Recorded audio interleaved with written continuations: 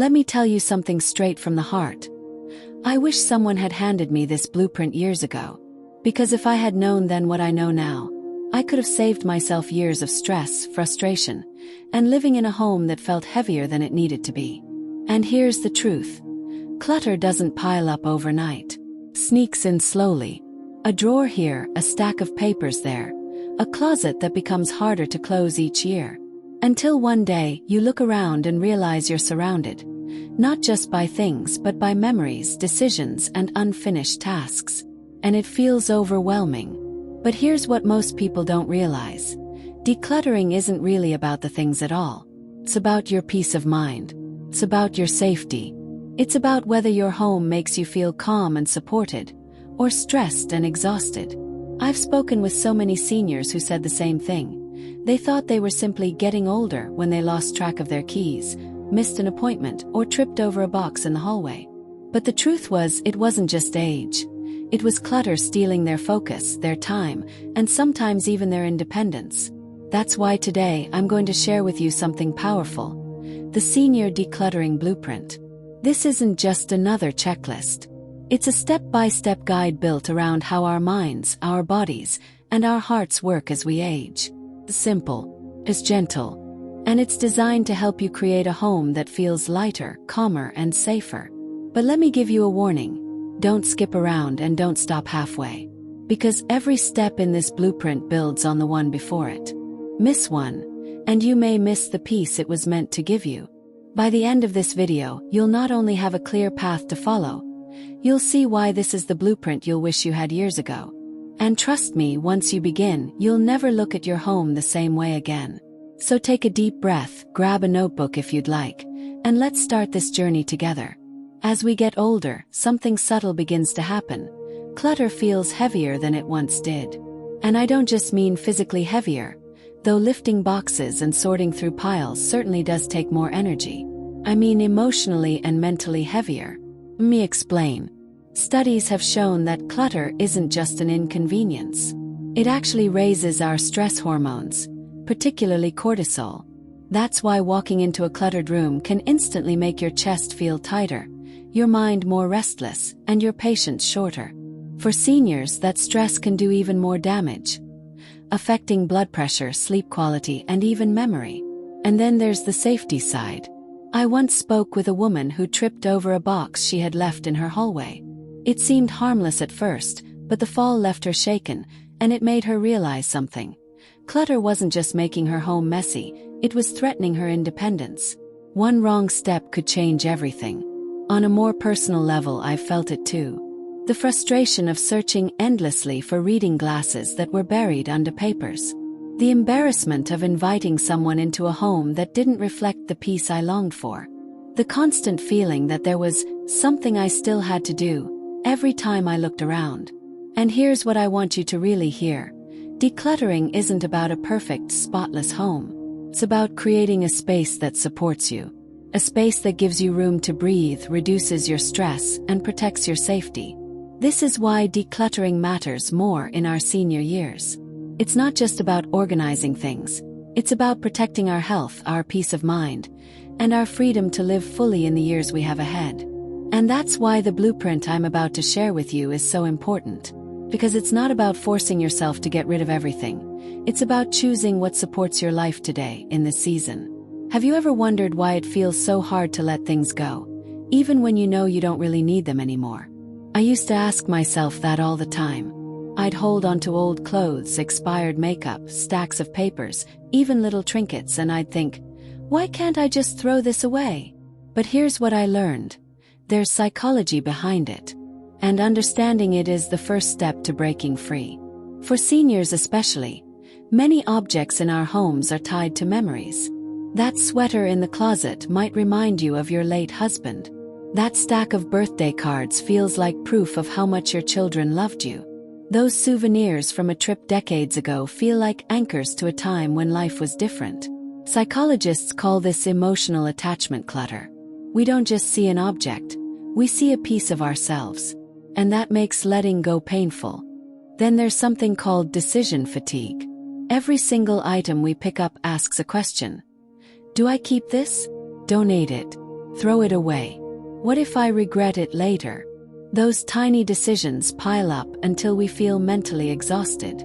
That's why so many people start decluttering with good intentions but end up surrounded by piles, too tired to continue. And let's not forget fear, the just-in-case mindset.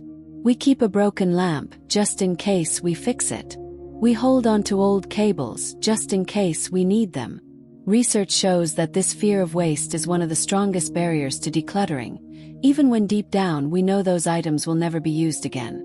So if you've ever felt weak or guilty for not being able to let go, please hear this. It's not weakness.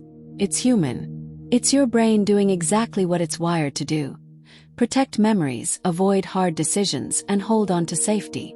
But here's the hopeful part. Once you understand these psychological traps, you can work with them, not against them. That's what this blueprint is about. Finding gentle, smart ways to bypass the overwhelm and make decluttering possible again. Before I show you the blueprint, let me gently share a few mistakes I, and so many others, have made when trying to declutter. If you recognize yourself in any of these, don't feel ashamed. These are common, and knowing them ahead of time can save you from a lot of frustration. The first mistake is starting with sentimental items. I remember once sitting down with a box of old photographs, determined to finally sort them out. 2 hours later, nothing had been organized. Instead, I had spent the whole time lost in memories, crying, laughing, and feeling more overwhelmed than when I started. That's why experts say, never start here. Sentimental items require the most emotional energy, and if you begin with them, you're likely to stall. The second mistake is tackling the biggest mess first. Many of us think, if I clear the garage or the attic or the basement, I'll feel accomplished. But what usually happens is the opposite. We run out of energy long before we see progress. And instead of feeling proud, we feel defeated. The third mistake is jumping from one area to another. A drawer in the kitchen, then the closet, then a few papers on the dining table. By the end of the day, nothing looks finished. And because the progress isn't visible, it feels like all the effort was wasted. And finally, the fourth mistake is keeping things just in case. Broken appliances, spare parts, old clothes, gadgets we haven't touched in decades. We convince ourselves we'll need them someday, but research shows we almost never do. Meanwhile, they quietly steal our space, our energy, and our peace of mind. I share these mistakes not to discourage you, but to prepare you.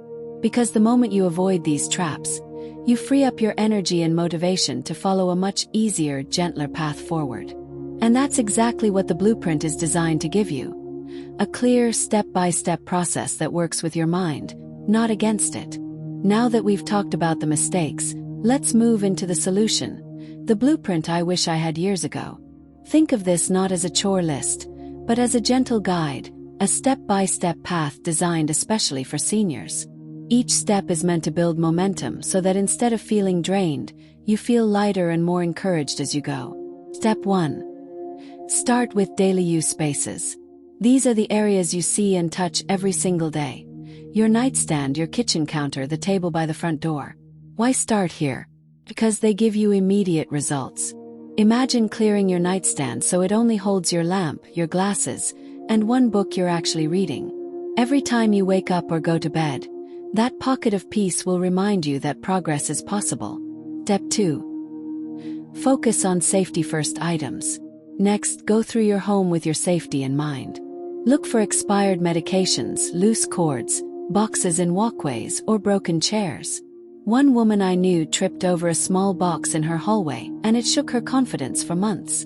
Clearing these hazards is not just about tidiness, it's about protecting your independence. Step 3. Clothing and personal care. Now move to your closets, drawers, and bathroom shelves. Keep only what fits, feels good, and serves you today. I once had closets stuffed with clothes I hadn't worn in years, yet I kept reaching for the same few comfortable outfits. Freeing up that space felt like letting go of guilt, and it made my mornings so much easier. Step 4. Papers and documents. Paper is sneaky. It piles up faster than we realize. Bills, letters, magazines, receipts. The solution is to keep it simple. Create just 2 categories. To do and to keep. Place new papers in one of those spots right away. Junk mail. Straight to recycling. With this simple system, you'll avoid the stress of missed bills or forgotten appointments. Step 5. Sentimental items. Finally, once you've built your confidence, it's time to face the most emotional category. Photos, keepsakes, heirlooms. Don't rush this step, and don't feel pressured to let go of everything. Instead, choose the most meaningful pieces. Keep them in a special memory box or a single album. That way, your memories shine without being buried under piles. This is the blueprint. Start small, protect your safety, keep what serves you today, simplify your papers, and honor your memories without being trapped by them. Step by step, you'll create a home that feels calmer, safer, and lighter. And in turn, your mind will feel clearer too. Now that you know the blueprint, I want to share some of the most powerful strategies I've learned from decluttering experts and minimalists around the world. These are simple rules and methods you can borrow and adapt to your own life. Because sometimes having a clear rule makes decisions so much easier. Marie Kondo's joy check. You've probably heard of this one, but it truly works. When you pick up an item, ask yourself, does this spark joy? If it doesn't, it may be time to let it go. And here's the secret. Joy doesn't always mean excitement. For seniors, joy might mean comfort, ease of use, or peace of mind. That old heavy coat that hurts your shoulders every time you wear it. It doesn't bring joy, and letting it go makes space for something better. The 90-90 rule from the minimalists. This rule is so freeing. Ask yourself, have I used this item in the last 90 days? Will I use it in the next 90 days? If the answer to both is no, it's a strong sign it's time to release it. This takes the guesswork out of decluttering and makes it easier to move on from just-in-case items. The 20-20 rule. This one helps with the fear of letting go. If something could be replaced in less than 20 minutes for under $20, you don't really need to keep it. I've let go of countless gadgets, extra cables, and unused kitchen tools with this rule, and I've never once regretted it. The capsule collection. Instead of keeping closets full of clothes you never wear, create a capsule wardrobe, a small collection of pieces you actually love and use. This makes getting dressed every day simpler and more enjoyable. The same idea can be applied to personal care items, kitchenware, or even sentimental keepsakes. The gratitude release method. This one is especially gentle for sentimental items. Before letting something go, take a moment to hold it, remember what it gave you, and thank it for its role in your life. Then release it. This practice helps shift the focus from guilt to gratitude. These strategies aren't about strict rules. They're about giving yourself tools to make the process easier. Each one helps you sidestep decision fatigue, reduce guilt, and keep only what truly supports your life today. Sometimes the most powerful lessons don't come from experts or books. They come from real people, just like you and me, who've lived through the struggle and found a way forward. I remember Helen, a 71-year-old widow who felt completely overwhelmed by her home. Her nightstand was stacked with glasses, half-read books, pill bottles, and papers. She told me she avoided even looking at it because it made her feel defeated. One day, she decided to clear it down to the basics. Her lamp, her glasses, and one book she was actually reading. The change was instant. That one small space gave me hope, she told me. And with that hope, she slowly moved on to her kitchen, then her living room, until her whole home began to feel lighter. Then there was Robert, a 75-year-old retired teacher. His dining room table had become his dumping ground. Unpaid bills, old newspapers, catalogs, you name it. He admitted that every time he sat down to eat, he felt stressed and distracted. When he tried the simple system of 2 baskets, one for to do and one for to keep, everything changed. For the first time in years, his table was clear, and he laughed as he said, "It's amazing how quiet my mind feels when my table isn't shouting at me." And I'll never forget Margaret, who had closets overflowing with clothes from decades of life, outfits that no longer fit, shoes she hadn't worn in years, and jackets she swore she'd use someday. But someday never came. Her daughter gently encouraged her to keep only what made her feel comfortable and confident today. After letting go of the rest, she told me, It feels like I've been carrying extra weight for years, and I finally put it down. These stories remind us of something important. Decluttering doesn't have to happen all at once. It begins with one drawer, one shelf, one surface. And each small step doesn't just clear your home. It restores your confidence, your energy, and your peace of mind. What happens when you clear a drawer, a table, or a closet might seem small at first, but the impact often ripples into every part of your life. Researchers have found that cluttered homes raise cortisol, the body's main stress hormone. And for seniors, that stress can quietly affect blood pressure, sleep, memory, and even mood.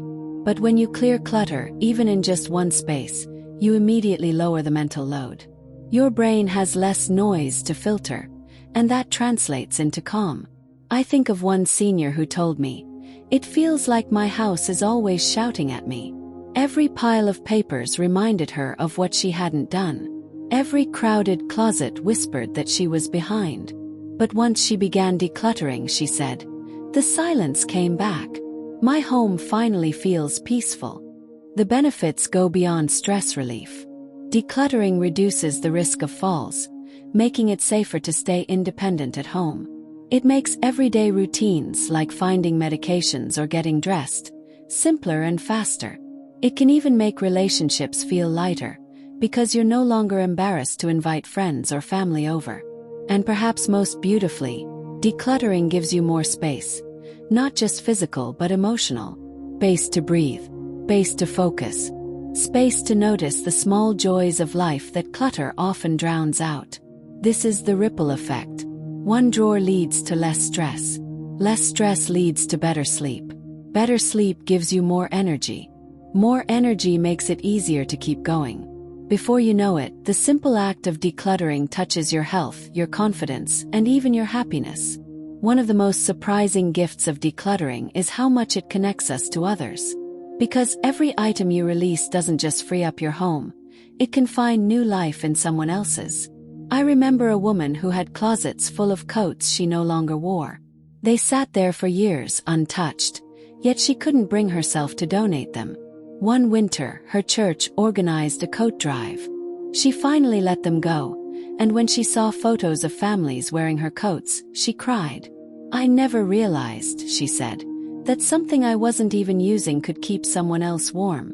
This is what experts call the community effect of decluttering.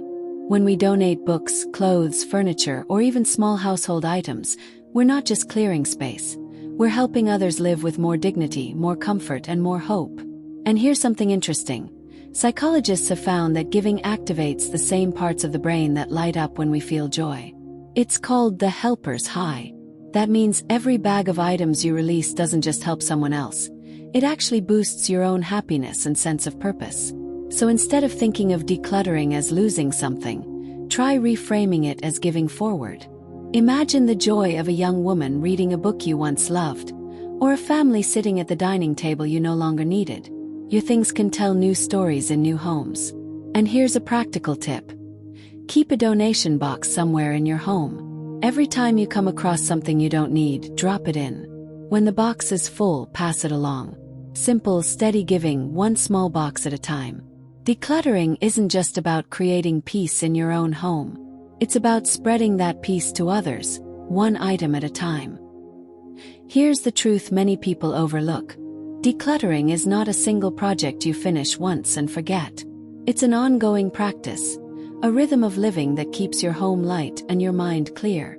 And the good news is, it doesn't have to be exhausting.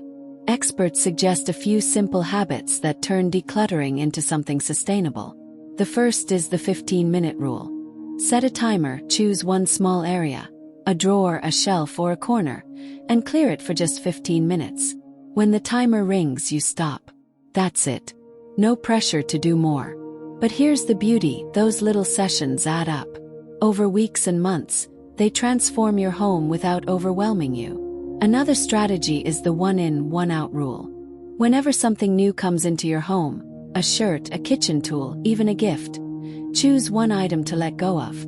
This simple practice keeps clutter from building up again and makes you more mindful about what truly deserves space in your life. And then there's the monthly reset. At the end of each month, Take a quick walk through your home with a donation bag in hand. Toss in anything you no longer use or love. It doesn't have to be a big purge, just a steady release that keeps your home from slipping back into chaos. I once spoke to a senior who told me she only spent 10 minutes a day on decluttering.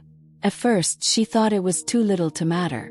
But 3 months later, she looked around and said, "My whole home feels lighter, and I never once felt drained doing it." That's the key. Sustainable decluttering is about consistency, not speed. It's about small steps that protect your energy, honor your season of life, and ensure that your home stays calm and welcoming year after year. We've walked through the senior decluttering blueprint step by step. We've uncovered the psychology of clutter, the mistakes to avoid, the strategies from experts, and the inspiring stories of people just like you who found freedom in letting go. And if there's one thing I hope you take away, it's this. Decluttering is not about losing, it's about gaining. Gaining space, gaining clarity, gaining the peace of mind that allows you to fully enjoy the years ahead. The truth is, the longer we wait, the heavier clutter feels. But the sooner we start, even with something as small as one drawer, the lighter life becomes. And you deserve that lightness. You deserve a home that supports you, protects you, and reflects the peace you long for. So here's my gentle encouragement. Before today ends, pick one small space and try one step from this blueprint. Notice how it feels. Let that feeling carry you into tomorrow and then the next day. Step by step, you'll not only declutter your home, you'll reclaim your calm, your energy, and your joy. And if this message spoke to your heart, don't keep it to yourself. Share this video with a friend, a sibling, or someone you know who might also feel weighed down by clutter. Sometimes all it takes is one story, one spark to give someone the courage to begin. And of course, if you'd like more gentle guidance, encouragement, and practical steps like these, make sure to subscribe. I'll be here walking this journey with you, one video at a time. Remember, your memories aren't in the piles. They're in you. Your worth isn't in the clutter. It's in the life you live. And every bag you donate, every drawer you clear, every item you release, is a step closer to the peace you've always deserved. So take a deep breath, smile, and begin. Because your best years can still be your lightest years.